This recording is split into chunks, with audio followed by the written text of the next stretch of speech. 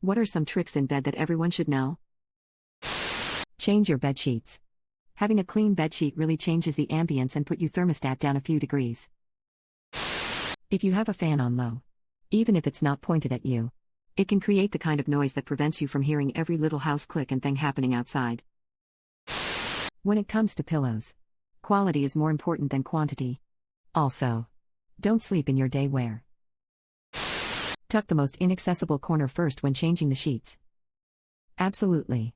If you're not one of those fancy people with a bed in the middle of a wall, always do the corner first. The corner is always the toughest. And no one likes doing that awkward belly flop push, stretch and tuck whale movement after the other 3 corners are locked and loaded. Be careful if you make the jump to a king-size bed. There's no going back. Everything else sucks. Journal. Date unknown. I fear I may never see my wife again. It seems like an age ago that I said goodnight. As we crawled into our new king-size bed, I rolled over to give her a kiss, but she was lost to me in a veritable desert of sheets. And so I began my journey across the inner spring wasteland. I find no comfort since my comforter went missing.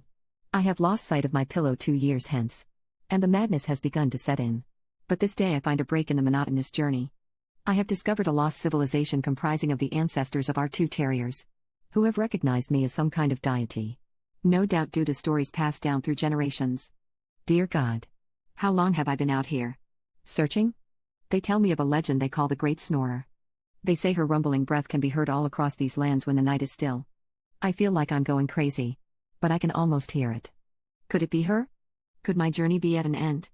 Or is it just another siren's song, ready to lead me away from my love and into the cold, indifferent company of the cat?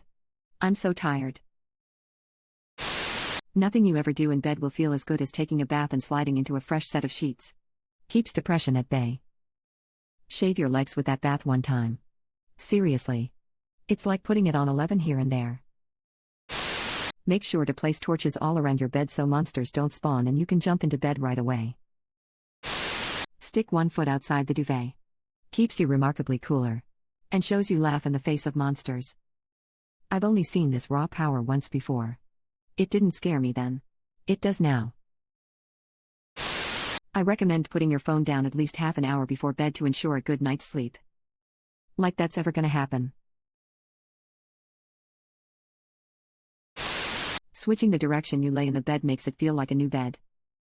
And if you sleep in a big bed alone, switch sides every once in a while. Or sleep in the middle. Sometimes your brain is conditioned to think you have less room than you really do. If you are sleeping with your so and they have most of the bed, don't be afraid to just sleep on the floor. Sometimes I put my head on the corner of my husband's pillow.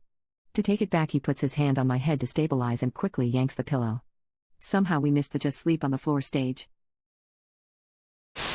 Buy a comforter 1 size bigger than your bed. For example, if you have a queen-size bed, get a king-size comforter.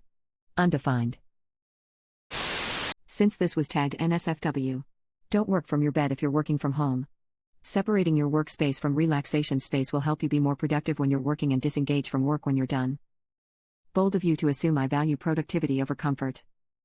LPT. Buy a second bed for your home office. You tend to sleep better when the room is a bit colder than normal. Put your thermostat down a few degrees. Not only will you sleep better, but you'll save on heating bills in the wintertime if you live in a colder climate. But I like waking up in the middle of the night feeling like I died in my sleep and crossed into some desert hell. Never. And I mean never. Eat an everything bagel in bed. The results are devastating. I still get poppy seeds in my butt crack. Undefined. Blankie. If you make your twin beds into bunk beds, there is so much room for activities. Weighted blankets are obscenely comfortable. Undefined. Edit 2.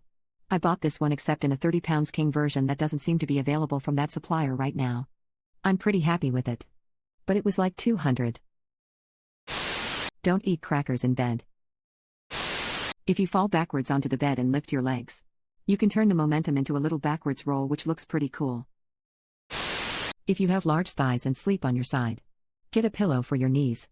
It will support them better and, the guys, prevent crushing your bits. Progressive muscle relaxation. Start relaxing your feet, then your calves and thighs. Move upwards and relax your back muscles, your arms and shoulders. Take some deep breaths. Relax your neck muscles and jawline. You will fall asleep in peace. If you get rid of the bed frame and set it on the floor, it prevents the monsters from hiding under it for extra bedroom safety. Negotiate the level of white noise in your bedroom before committing to sleeping together. I made a bad bargain and 17 years later I'm still paying for this mistake. ETA. We've talked about it.